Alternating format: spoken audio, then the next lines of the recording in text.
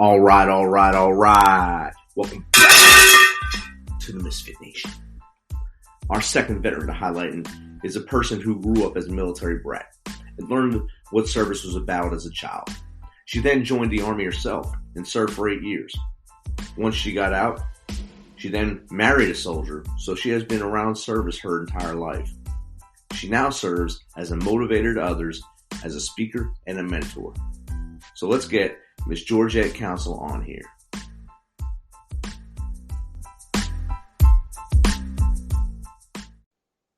All right, welcome to the show, Georgette Council. How are you, Georgette? I'm doing well. How are you? Good. It's a beautiful semi-fall day here. Hopefully you're enjoying some fall weather there. Actually, it's not too fall-like here. I'm in South Carolina, and we were over 90 degrees today, so. That's why I did air quotes. You couldn't see it. I'm in Tennessee, so we had about 86 today. Oh, that sounds pleasant. Yeah, it's wonderful. So if you'd like, Georgette, why don't you tell the audience a little bit about your background, your backstory, where you came from, and how you got to where you are now? Okay, well, again, my name is Georgette Council, and thank you for having me on. I appreciate the opportunity to share my story. I was a military brat. I was born overseas, born in Augsburg, Germany, and lived abroad for most of my young life. My father was in the military, and we traveled the world and all of that good stuff. And then once I became an adult, at some point, I also did a stint in the military. I did 9 years in the JAG Corps. I was a 71 Delta legal specialist and court reporter, and loved that, enjoyed that, until the time that Desert Storm and Desert Shield started back in 91. And I was about to be married, and my now ex-husband had 2 young children, and we were getting custody of them, and we couldn't both be in the military and get deployed. And of course, at that point, we had no idea to know how quickly that war would, or that conflict would transpire and be over. But the fear of the unknown, and at that particular point, there was not a freeze on your ability to ETS, and so I did go ahead, and we made the decision for me to come out of the military, so that I could focus on being a mother to my 2 daughters. From there, my ex-husband retired here in South Carolina, and I came here and loved it, and have been here ever since. I've been here since 94. So I've been here for a long time. I currently serve as the executive assistant to the superintendent of one of the largest school districts here in the state, and have been doing that now for about 18 years, and totally enjoy that as well. So that's pretty much that's kind of it. That's a long time to, in military, when you hear someone's in the military, then you hear it, they stayed someplace since 1994. That's a long time to put an anchor down, but congratulations on that and finding roots. That's good. Yeah. So what made you choose 71 Delta legal clerk? Well, when you take the ASVAB, they figure out kind of where your strengths and weaknesses are. And the legal area, that was one of the MOSs that they said that I, scored well enough on the exam to do. And had I not joined the military, and if I had the wherewithal, I would have been an attorney. I was really interested in the legal field, and but I didn't have at that time the motivation to go to school and to kind of see that through. So this was the next best thing and way for me to be able to do that. So I did that. I really enjoyed, learning legalese and how to do wills and powers of attorney, and learning about, Article 15s where the military is concerned, and the UCMJ, and just everything that had to do with justice. And so, yeah, it just kind of fell in my lap as an option, and I was able to seize the opportunity. So that's good, though. I mean, Did you start your reserve time overseas, or did you start it on stateside? Stateside. I was at Fort Benning, Georgia. Mm-hmm. Oh, wow. All right. Nice. That's another hot spot. You like the hot areas. That's good. Yeah. Yeah. This has been the story of my life. You got that magnet on you now. That's good. I guess. And when did you start the speaking council? Well, the concept came about maybe 10 years ago. As I work with the school district, I have had the opportunity through some professional organizations to do presentations, and I'm a leader in my school district for clerical and office professionals. And so I began doing more and more presenting because of the job that I do have working with the superintendent. I had the opportunity to be before administrators and managers and all of that a lot more. And so I began to develop my speaking skills, not kind of on purpose, but it just kind of became a part of what I needed to do as a part of my job. And the more I did it, the more people would compliment me and say, what a great job I did. And, how I should really do this for a living. And, people saw something in me at that point anyway, that I didn't even really see in myself. And so at some point after hearing that for a number of years, I said, maybe there's something to this. And so I reached out to a couple of speakers that I had seen that I admired, that were kind of inspirational to me, and asked them for some advice and some thoughts and some feedback. And it was all very positive. And my husband had been encouraging me to do that for a while. And so finally I got serious about it in about 2017. And began to, try to market it a little bit. The challenge was that I do have a full-time job. And so I couldn't do both, at the same time. And the kind of training and the kind of speaking that I did, and the audience that I had that was most accessible was through the school district. So they were available at the same time that I was available. And so that presented a little bit of a challenge. And so I kind of backed off of it for a little while. And then 2019 came around, and I decided, what, I'm going to hit this hard. And if I can make a go of this and I can get something going, then I will leave my traditional 9 to 5 and I will do this for a living. But I've got to step out on faith and take a chance. And unfortunately, before I could do that, in May of 2019, I had a routine mammogram, and it was discovered that I had breast cancer. Oh, wow. And so that got put on hold, of course. And then, so ended up having a double mastectomy and other treatments and things like that through 2019. And then, of course, 2020, the lovely COVID-19 became a part of our lives. And so that further, kind of changed things a little bit. But I did do a little of a pivot where I did do some online training and things like that, since that was kind of the way that things were going at that particular time. And so, of course, the hope was that 2021 would be different and would be better. And, of course, here we find ourselves again, dealing with another surge and dealing with ongoing, challenges related to COVID. So it is still, I'm still active with it. I still seek opportunities.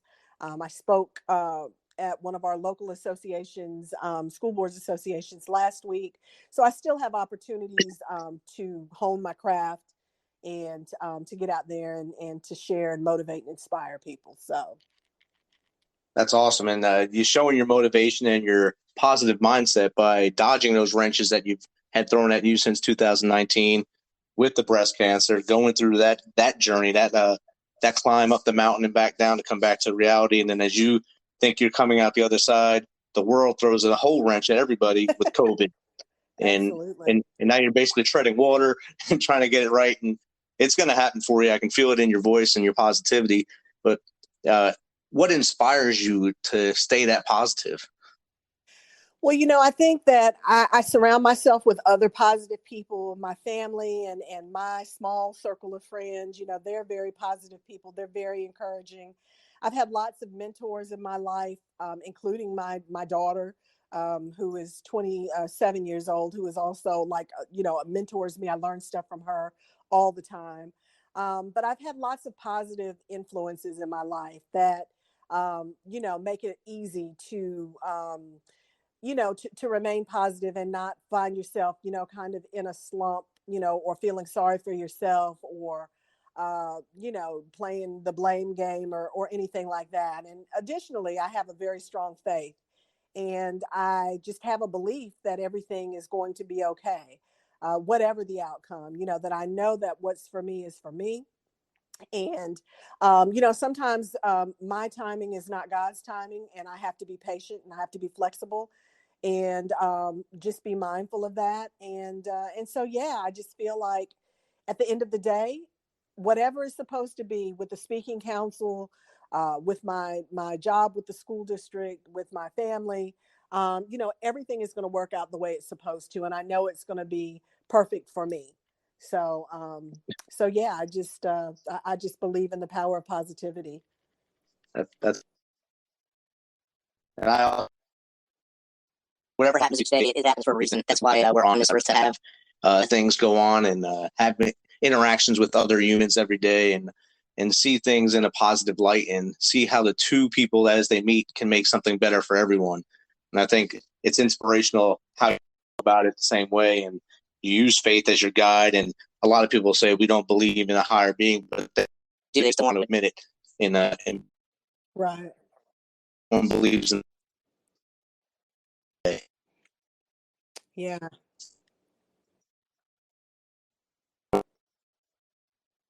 And then the chaplain said, Sarn, there's no atheist in the foxhole. I said, what?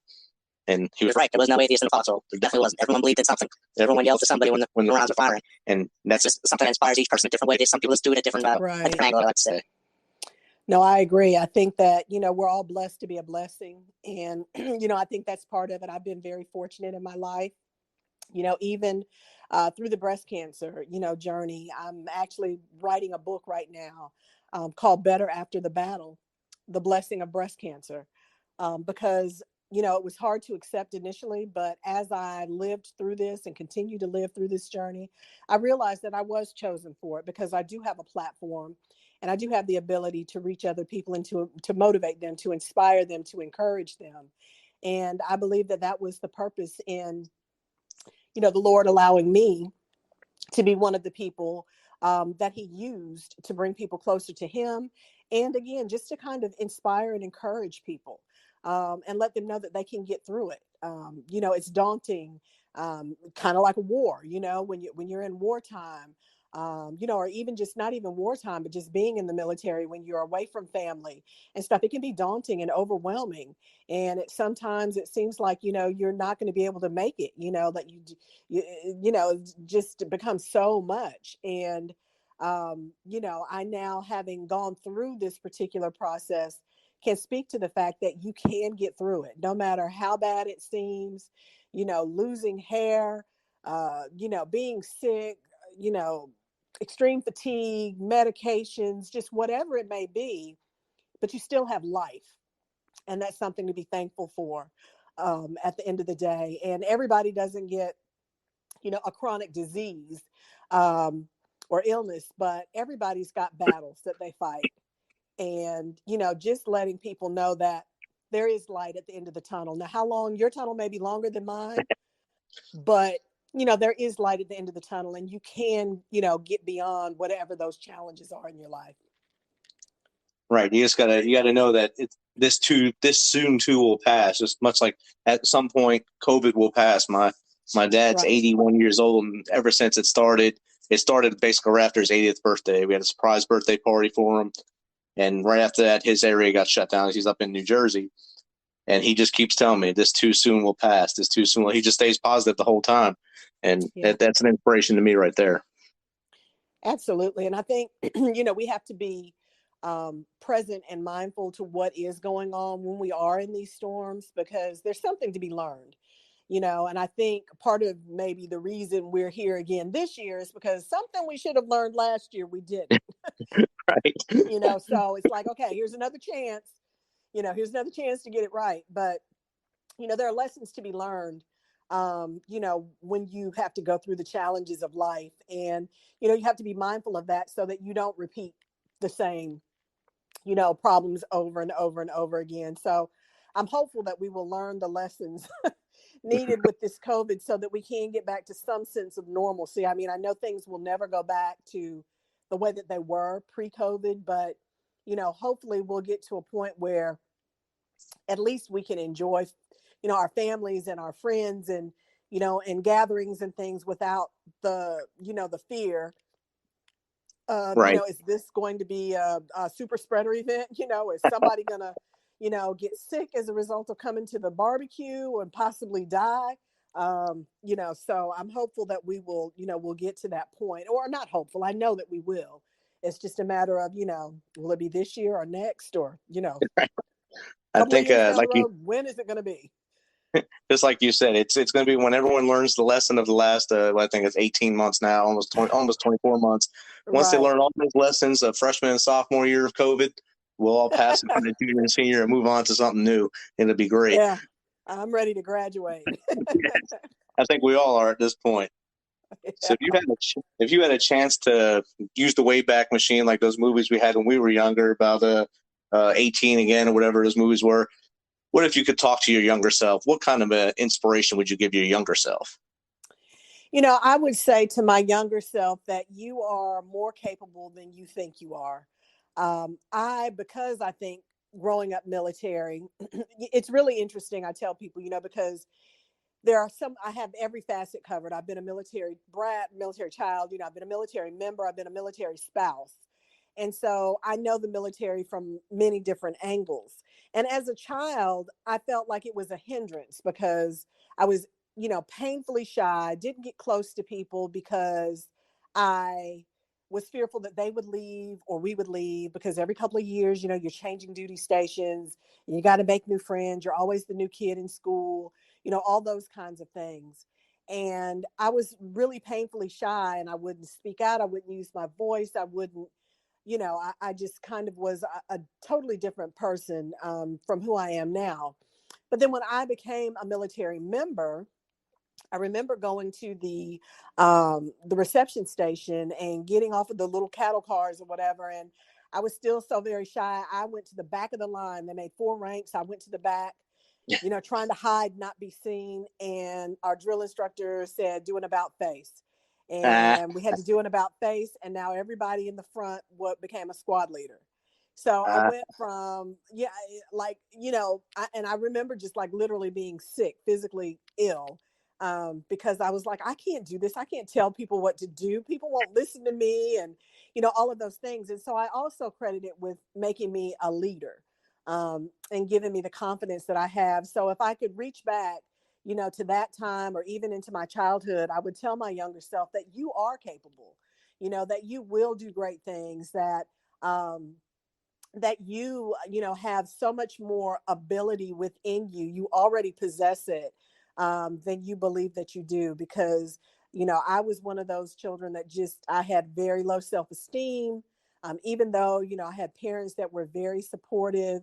They were very, complimentary. They made sure that we felt as though the sky was the limit and all of those things. But I still had a very low self-esteem, and I was very challenged, as a child, by everything.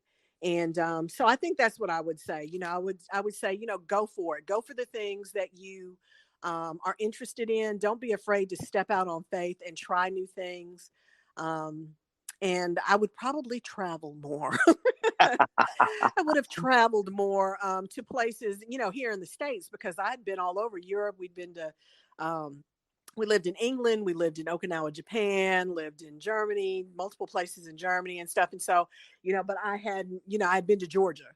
And so I would have, as a young adult, before getting married and having children and everything, I would have taken some time to do some more traveling too. I'd say, while you're young and you're free, travel and see the world a little bit more. go enjoy some of the sites that you'll hear things about when you grow up and not understand what people are talking about. Absolutely. Absolutely. And I think when you were a military brat in that era, it was even harder for the child because they didn't have the networks that are there now. And my daughter, when she started, we didn't have Facebook and all that stuff. But by the time when I was retiring, Facebook was big. So she was able to stay connected with most of the kids that were in high school with her. Maybe some of the ones that she went to grammar school with. But those before that, it was just like you. She didn't want to get too close to people because she knew she wouldn't be there long. Or like you said, you knew they wouldn't be there long. You didn't want to have that heartbreak that, oh, I'm so close to this person and they're gone. It's like a summer vacation friend all the time. Exactly. So true. So I mean, we've talked about your journey here, especially the last couple of years, and of course your military brat life. How do you, besides the inspiration, how do you stay motivated? Again, I think that it's just the positivity, and it's just kind of who I am. I think part of it is, again, going back to the military and the leader part of me. In addition to that, I am the eldest of 4 girls. So I've always had to be the strong person. I've always had to be the example, and things like that. And I just, I kind of subscribe to the fact that I try to do things that I enjoy, the things that give me some kind of pleasure and some kind of joy. So, I interact with, clubs or associations or civic organizations or whatever that are going to bring me some kind of joy. And I just happen to be the kind of person that just loves to serve.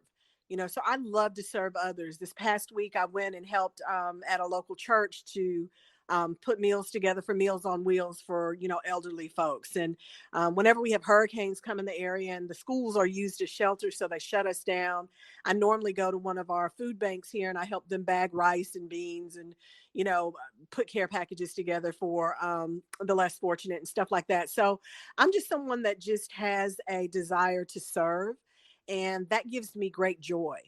And so I think that that's kind of what motivates me. I know that every day there's going to be an opportunity to impact someone's life in some way. And, just to bless somebody. And so I kind of live for that. I live for the opportunities to encourage other people and to serve. Awesome. Because that is your sense of purpose right there.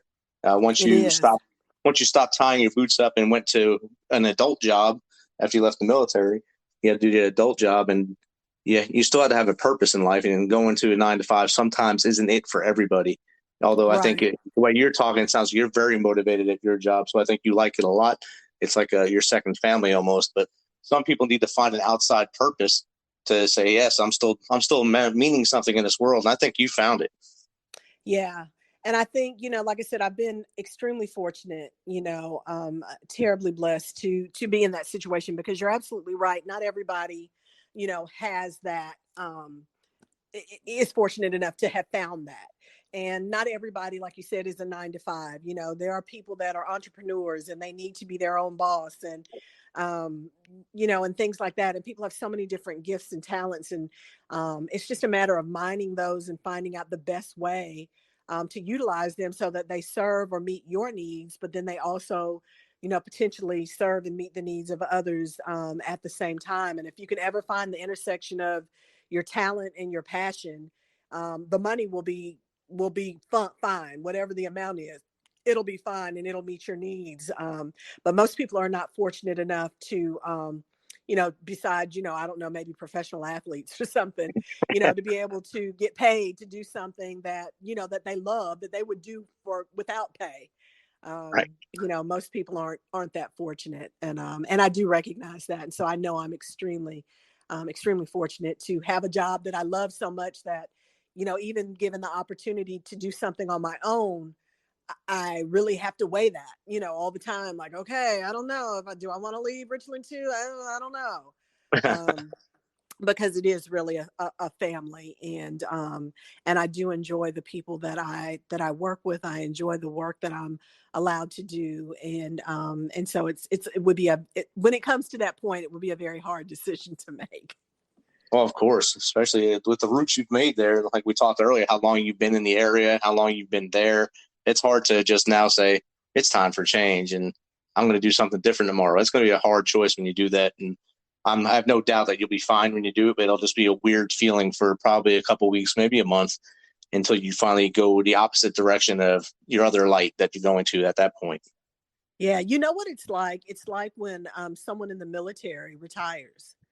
I remember when my ex-husband retired, it was hard for him to find, his sweet spot or whatever, because he was so used to getting up and doing PT at the crack of dawn and, giving orders and, all that was wrapped around his military lifestyle. And then when he retired and he didn't have to be anywhere and nobody, was waiting on him to tell him what move to make or, whatever, he really struggled for a little while to find out, like, okay, what's my next move? What am I going to do? And how am I going to be fulfilled now that I don't have the military? So that's kind of what it reminds me of.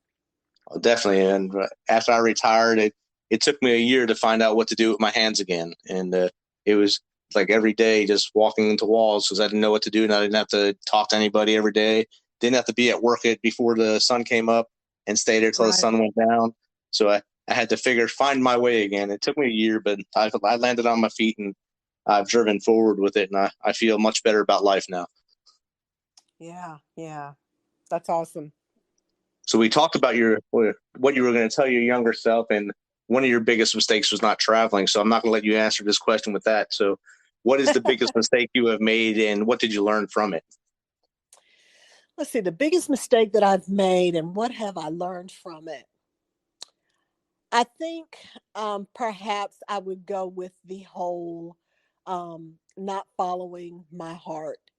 Um, And again, it kind of does go back to what I tell my younger self in the sense that, I would go for it. I would be more committed to following my heart and doing the things that I wanted to do. Like I said, I wanted to be an attorney. I wanted to go into law. And I never did that. And, I've never really thought be really hard about why I didn't do it because my life just took a different path and I've accepted that.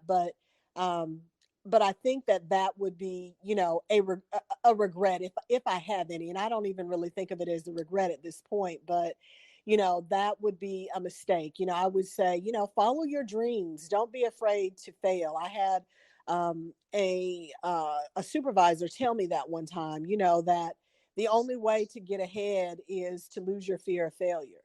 You can't be afraid. If you're paralyzed by the fear of failure, you will never grow. You won't climb the corporate ladder, you have to be willing to step out and take some chances and put yourself out there and be vulnerable and all of those things. So I think that would be, my greatest regret or mistake that I made. And, like I said, what it taught me or what I learned from it was that, if you have a dream, and you have the means and you have the ability, you have the talent and the passions and stuff or whatever, to not let fear, paralyze you from moving forward and pursuing that. And, the worst thing that can happen is it doesn't work out and you're right where you were. But Exactly. what if it does, and you're able to realize your dreams. So yeah, I think that would be one of the things I would say. Okay. That's awesome right there. I'm glad I took the other one off the table for you and got this answer. So you said that your daughter is a good mentor to you, and you obviously are a mentor to other people. So what do you look for in mentors as you go out and about?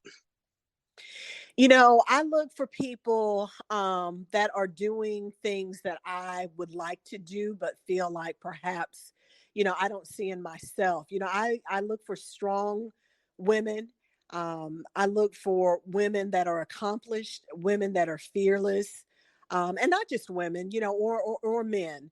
But it's got to be someone that is, in my belief, far beyond where I am.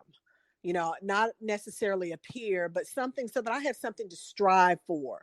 For instance, I was saying my daughter, she's 27. So obviously, my daughter, she's younger than I am.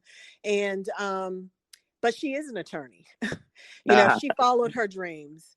And so she did pursue that, and she is an attorney, and she is one of the smartest people that I know.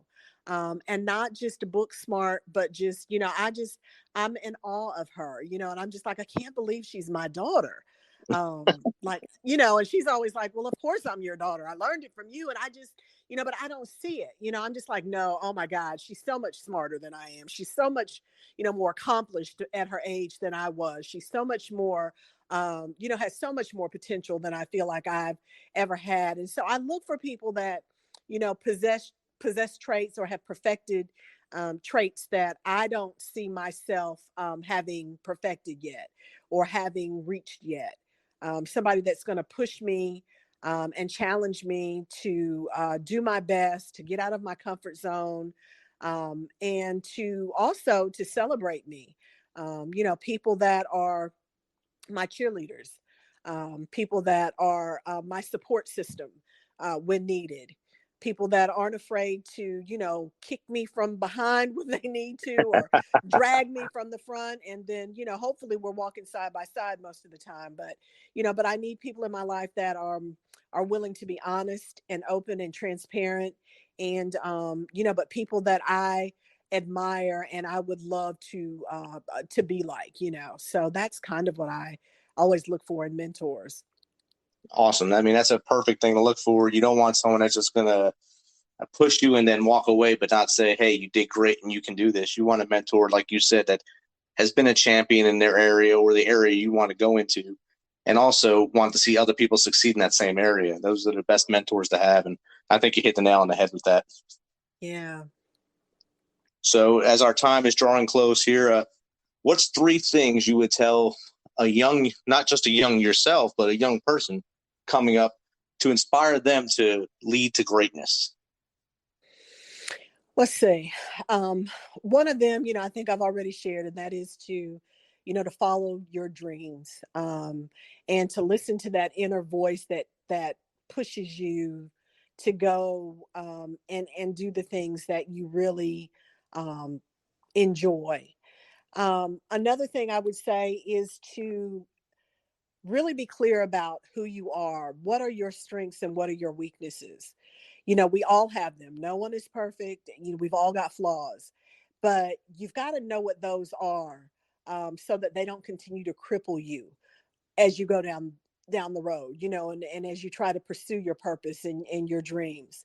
So yeah, I'd say, go for the things that are important to you. Don't be afraid to do that. Know yourself, be very clear about um, who you are and who you are not. Have very clear boundaries about what you will and will not accept in your life. And then I guess lastly, I would say to celebrate everything, even the smallest of victories.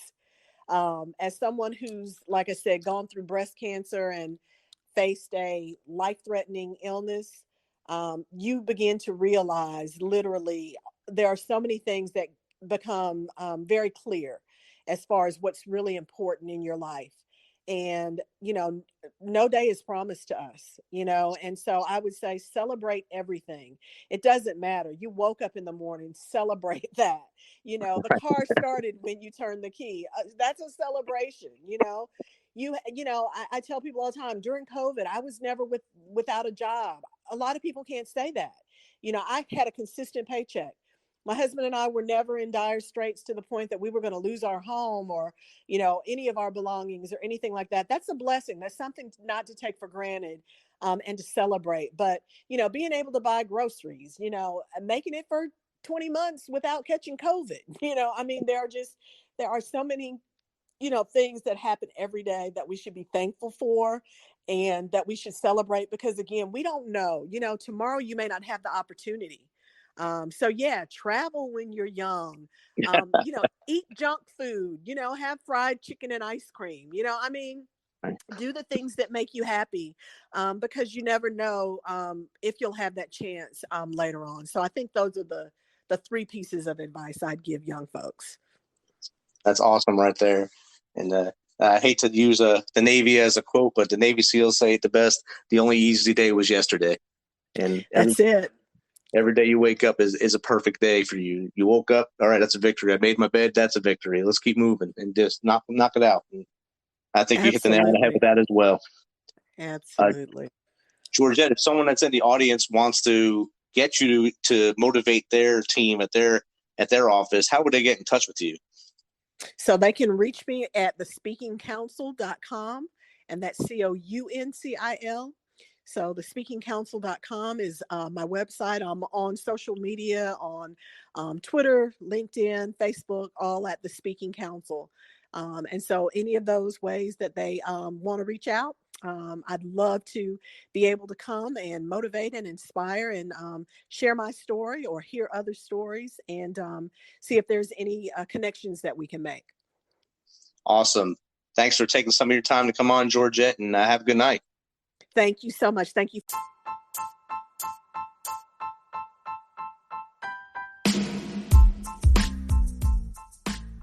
That was great chatting with Georgette. Check out how she can motivate you on her website and follow the Speaker Council. So you know how we do this. Thanks for taking some of your time to spend with us on the Misfit Nation. Be sure to hit that subscribe button and share the link as much as possible. If you want to, please become a supporter to help us carry this thing on. We appreciate you.